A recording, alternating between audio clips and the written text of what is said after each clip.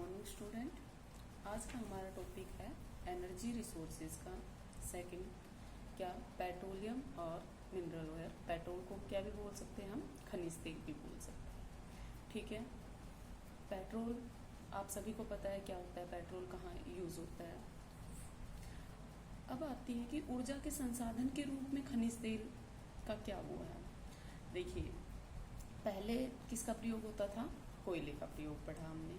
ठीक है, आर्थिक विकास में सब में हमने क्या पढ़ा, कोयले का प्रयोग। लेकिन जब पेट्रोलियम की उत्पत्ति हुई तो उसके बाद हमारी जो अर्थव्यवस्था है, विश्व की जो अर्थव्यवस्था है, उस पर जितना प्रभाव किसने डाला, खनिज तेल ने डाला है, उतना आज तक ऊर्जा के किसी भी संसाधन ने नहीं डाला है। ठीक है। खनिज तेल का प्रयोग केवल ताप, प्रकाश, चालक शक्ति और स्नेहक के रूप में ही नहीं होता है, बल्कि किसके रूप में होता है, जो रासायनिक उद्योग है उसमें कच्चे माल के रूप में भी किसका प्रयोग किया जाता है, पेट्रोलियम या खनिज तेल का। ठीक है। जल, स्थल और वायु परिवहन तीनों में ही खनिज तेल का प्रयोग हुआ है और बहुत बड़े पैमाने पर हुआ है। ठीक है। खेतों की अगर मशीनों की बात करें, वहां से लेकर विनिर्माण उद्योगों तक भी किसका प्रयोग किया जाता है, पेट्रोलियम का प्रयोग किया जाता है। ठीक है। और दिन पर दिन क्या होता जा रहा है, खनिज तेल का उपयोग बढ़ता ही जा रहा है। अब हमारे पास कोयला था तो हमने पेट्रोल की हमें क्यों जरूरत पड़ी। ठीक है, क्यों पेट्रोल कोयले से बेहतर है। ठीक है। सबसे पहला जो कोयला है वो क्या है, उसको निकालने में क्या होता है, महंगा पड़ता है उसको निकालना। ठीक है। जबकि खनिज तेल को आसानी से निकाला जा सकता है और ये सस्ता भी पड़ता है। दूसरा, जो पेट्रोल है इसको पाइपलाइन के द्वारा खनिज तेल को पाइपलाइन के द्वारा कहीं भी आसानी से पहुंचाया जा सकता है। ठीक है। तीसरा, जो पेट्रोल है वो खनिज तेल जो है वो कोयले की अपेक्षा क्या है, स्थान भी कम घेरता है। क्यों? क्योंकि ये लिक्विड होता है। ठीक है। तीसरा, खनिज तेल का प्रयोग क्या है, साफ सुथरा है। जैसे कोयला क्या छोड़ता है, अवशेष के रूप में राख छोड़ता है। ठीक है। लेकिन पेट्रोल कुछ भी नहीं छोड़ता है। ठीक है। तीसरा, जो खनिज तेल है इसमें जो स्नेहक की इसकी जो विशेषता है, उसके कारण जो हमारी इंडस्ट्रीज हैं या मशीनें जो हैं उसमें क्या ला दी है, क्रांति ला दी है, गति ला दी है। ठीक है। जो स्नेहक आपको पता है ना, ग्रीस टाइप का होता है, मतलब चिपचिपा सा पदार्थ। ठीक है। कोयला जो है वो क्या करता है, उद्योगों को अपने साथ बांधता है। कैसे? क्योंकि कोयला जो है वो क्या है, भारी कच्चा पदार्थ है। ठीक है। इसलिए जो कोयले पर डिपेंड उद्योग धंधे हैं वो इसके आसपास ही निर्भर करते हैं। जबकि जो पेट्रोल है वो क्या है, इससे उद्योगों का विकेंद्रीकरण हुआ है। इसमें जो तेल के अपने भार में, और ये जो इसका भार से ऊर्जा क्या करता है, ये अधिक देता है। ठीक है। और टैंकरों के माध्यम से भी इसका परिवहन आसानी से किया जा सकता है। ठीक है। खनिज तेल जो है वो धरती और समुद्र दोनों से प्राप्त किया जा सकता है। ठीक है। ये पानी के नीचे भी मिलता है, जबकि जो कोयला है वो सिर्फ हमें कहाँ से मिलता है, सिर्फ स्थलीय भागों से ही मिलता है। ठीक है। इसके कारण, इन सब विशेषताओं के क्या कारण आज कोयले के स्थान पर किसका प्रयोग ज्यादा होता है, पेट्रोल का प्रयोग ज्यादा होता है। अब आता है कि ओरिजिन ऑफ पेट्रोलियम, इसकी उत्पत्ति कैसे हुई। ठीक है। जो पेट्रोलियम है ये प्राकृतिक हाइड्रोकार्बन है। क्या है, हाइड्रोकार्बन है।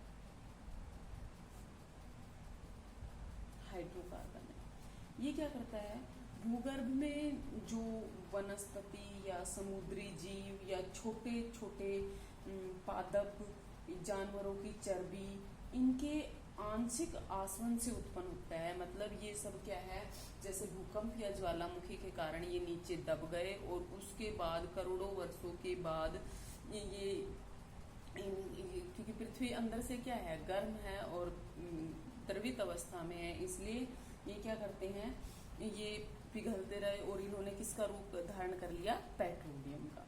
ठीक है, और ये एक जीवाश्म ईंधन है। जीवाश्म ईंधन क्यों है, क्योंकि ये वनस्पति और जीवों के अवशेष से बना है, इसलिए जीवाश्म ईंधन किस में पाया जाता है, जीवाश्म किस में पाए जाते हैं, अवसादी चट्टानों में, जिनको परतदार चट्टानें भी बोलते हैं।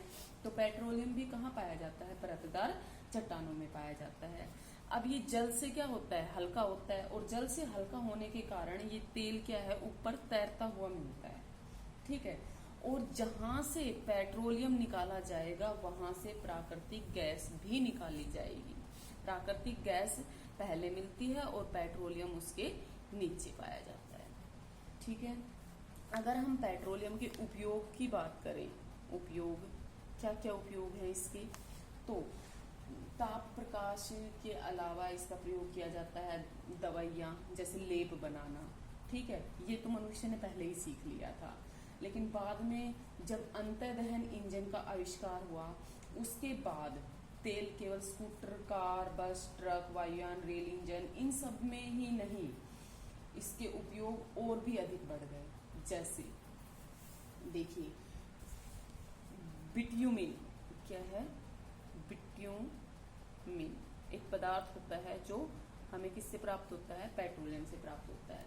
इसका प्रयोग कहाँ किया जाता है, सड़कों पर जो डोमर बिछाए जाते हैं उसके लिए, दूसरा जो मकान की ईंटें बनती है उसके लिए।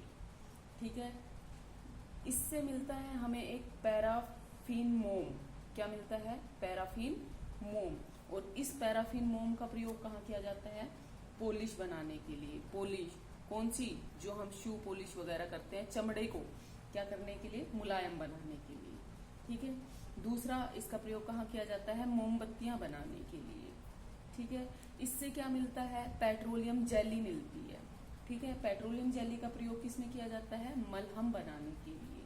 ठीक है, इससे चिकने पदार्थ मिलते हैं, तेल वगैरह, और उनका प्रयोग कहाँ किया जाता है, मशीनों के लिए तेल के रूप में उनका प्रयोग किया जाता है। इससे क्या मिलता है, डीजल मिलता है। डीजल का प्रयोग आपको भी पता है, मोटर में ईंधन के रूप में भी किया जाता है और रेल इंजनों में भी डीजल का प्रयोग किया जाता है। ठीक है, इससे क्या निकलता है, कैरोसिन। कैरोसिन आपको पता है, मिट्टी का तेल जिसको आप बोलते हैं, उसका प्रयोग कहाँ किया जाता है, स्टोव को जलाने में भी किया जाता है। कैरोसिन का प्रयोग कहाँ किया जाता है, एक तो स्टोव जलाने के लिए किया जाता है। ठीक है, दूसरा इसका प्रयोग कहाँ किया जाता है, हवाई जहाज में। कहाँ किया जाता है, हवाई जहाज में। ठीक है, तीसरा इससे क्या निकलती है, मोटर स्प्रिट निकलती है। क्या निकलती है, मोटर स्प्रिट। ठीक है, इसका प्रयोग कहाँ किया जाता है, मोटर कारों में। कहाँ किया जाता है, मोटर कारों में। और दूसरा स्कूटर, मोटरसाइकिल, इन सब में इसका प्रयोग किया जाता है। इससे निकलती है गैस। गैस का प्रयोग कहाँ किया जाता है, देखो, वर्निश में, रेयन में, टाइप के रिबन जो टाइपिंग होते हैं उनको, काला कार्बन जो होता है उसके लिए, जो ये जो फोन वगैरह होते हैं उसमें स्याही के रूप में इसका प्रयोग किया जाता है। ठीक है, पॉलीथीन के रेशे बनाए जाते हैं। ठीक है, थैले बनाए जाते हैं। और जो कीटाणुनाशक फिनाइल, नेफ्थेफिनाइल होती है, जो आपने देखी होगी, वाइट गोलियां जो आप कहाँ डालते हैं, कपड़ों में डालते हैं, वो भी कहाँ से मिलती है आपको, पेट्रोलियम से मिलती है। ठीक है, अब आती है बारी कि पेट्रोलियम के भंडार कहाँ कहाँ हैं। क्या, पेट्रोलियम के भंडार। तो अगर हम पेट्रोलियम के भंडारों की बात करें तो विश्व में पेट्रोलियम की जो संचित राशि है वो कितनी है, 11,000 करोड़ टन। कितनी है, 11,000 करोड़ टन। ठीक है, और पेट्रोलियम के सबसे ज्यादा जो बड़े भंडार है वो कहाँ है, मिडल ईस्ट में। कहाँ है, मिडल ईस्ट में, मतलब मध्य पूर्व में। कहाँ है, मध्य पूर्व में। और यहाँ पर लगभग विश्व का 60% कोयला पाया जाता है, नहीं सॉरी, पेट्रोलियम पाया जाता है। ठीक है, और अब अगर बात करें तो सोवियत संघ जो रूस है, ठीक है, यूएसए, संयुक्त राज्य अमेरिका, कैरेबियन देश है, कौन कौन से, जैसे सऊदी अरब वगैरह है, नहीं सॉरी, कैरेबियन देश में वो नहीं आएंगे। ठीक है, उत्तरी अफ्रीकी देश में भी जो तेल के भंडार हैं उसमें क्या हुई है, काफी उन्नति हुई है और ये तेल के भंडार की दृष्टि से काफी धनी है। अल्प मात्रा में अगर बात करें तो तेल कहाँ कहाँ पाया जाता है? इंडोनेशिया में, चीन में, भारत में, म्यांमार, जापान, ऑस्ट्रेलिया, इन देशों में भी पाया जाता है। ठीक है, अब बात करते हैं हम पेट्रोलियम का प्रोडक्शन और वर्ल्ड डिस्ट्रीब्यूशन, विश्व व्यापार क्या है। पेट्रोलियम का क्या उत्पादन,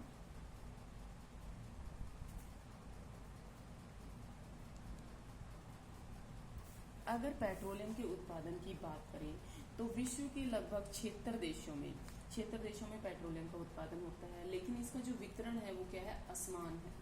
ठीक है, विश्व के कुल तेल का 30% भाग, कितना? 30% भाग एशियाई देशों से, 22% भाग कहाँ से? उत्तरी और मध्यवर्ती अमेरिका से, और 16% कहाँ से प्राप्त होता है? रूस से। ठीक है, ये कहाँ से? एशिया से, और ये कहाँ से? अमेरिका से।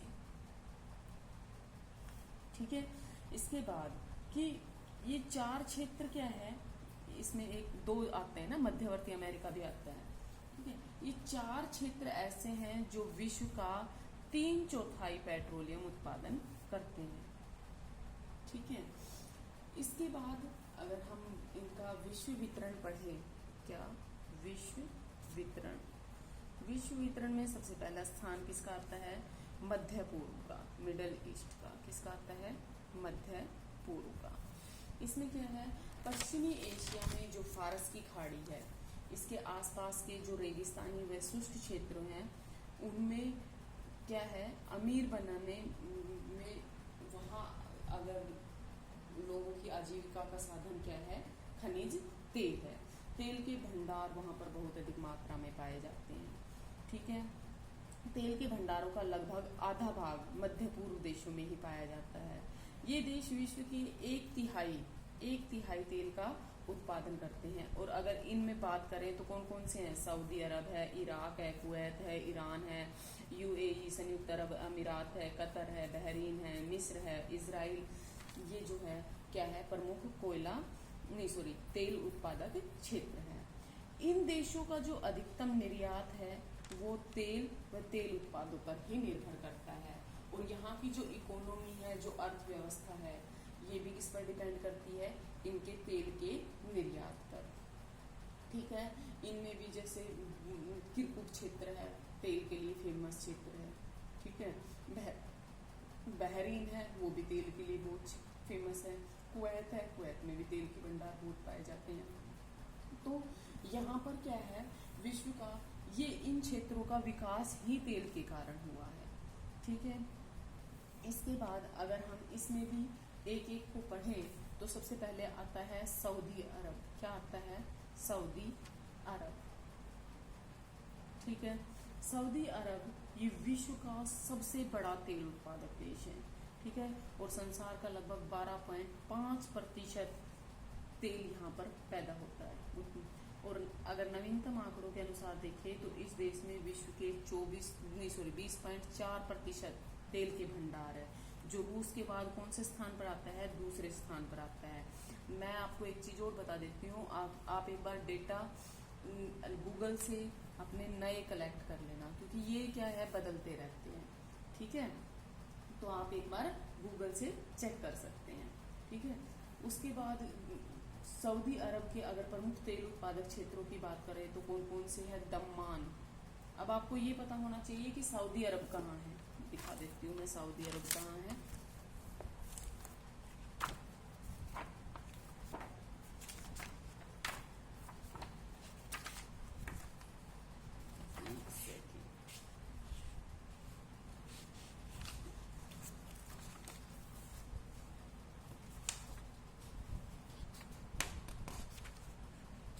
ये देखिए, ये आपको दिखाई दे रहा है, ये क्या है? सऊदी अरब। और यहाँ पर अगर कितने प्रतिशत? 12.5%, और अब तो कितने? 20.4% तेल के भंडार है।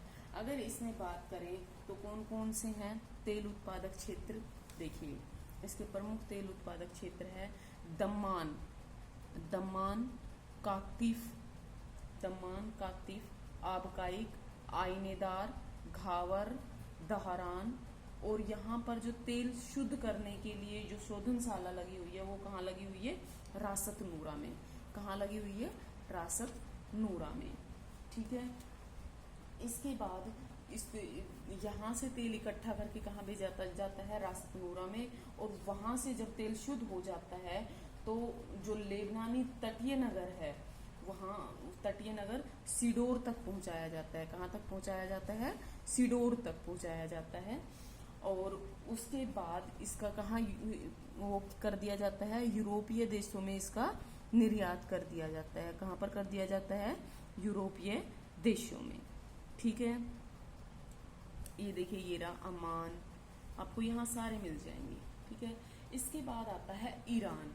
इसके साथ में ही आप अगर देखेंगे तो ये देखिए ये आपको ईरान दिखाई दे रहा है, ये है ईरान। ठीक है। ईरान जो पश्चिमी एशिया का दूसरा बड़ा तेल उत्पादक देश है, जो ये कितना करता है? 5.7% तेल उत्पन्न करता है।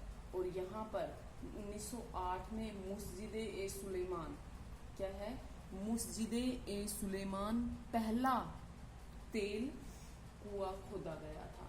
और वहाँ अब वर्तमान की अगर यहाँ बात करें तो हफ्तकेल, आगाजारी, नफ्ते साबित, गच सारन, लाली, बहारेगन और केरमनशाह यहाँ के प्रमुख तेल उत्पादक क्षेत्र हैं। इसके बाद आता है इराक। अब ये देखिए इराक भी इसके पास ही है, लेकिन यहाँ नहीं दिखेगा आपको, वो आपको दिखेगा, ये तो चीन आ गया, एक सेकंड, ये देखिए ये आपको दिखाई दिया था सऊदी अरब, ईरान और इराक। क्या है? इराक। ठीक है। यहाँ पर ये क्या है? तेल की 405 करोड़ टन संचित राशि है और विश्व का 1.7% कोयला उत्पादन तेल उत्पादन करता है। और इसमें अगर बात करें तो 1927 में किरकुक व मोसुल के निकट है एक बाबा गुरगुर नामक स्थान। क्या नाम है? बाबा गुरगुर नामक स्थान पर यहाँ पर 1927 में तेल का उत्पादन शुरू हुआ था। ठीक है। ये जो है ये इराक जो है विश्व का सबसे लंबा तेल क्षेत्र है। इसकी लंबाई कितनी है? 112 किलोमीटर। कितनी है?